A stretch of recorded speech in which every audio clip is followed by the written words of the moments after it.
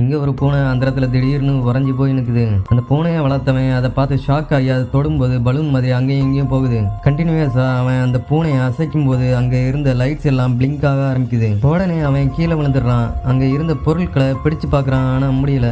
ஹெல்ப்புக்காக கத்தி பாக்குறான், ஆனா அங்க யாருமே இல்ல. அதனால அவன் தரைக்குள்ள முழுசா போயிட்டு ஒரு டனல் வழியா வேற ஒரு உலகத்துக்கு போயிடுறான். அங்க இருந்து வெளியே எப்படி போறதுன்னு யோசிச்சுக்கிட்டு இருக்கும்போது அங்க ஒரு காட்டுவாசி கூட்டத்தை பாக்குறான். அவங்க கிட்ட இவன் ரூட் கேட்க அவங்க இவனை வறுத்து சாப்பிடலாமா இல்ல பொரிச்சு சாப்பிடலாமான்னு பேசிக்கிட்டு இருக்காங்க.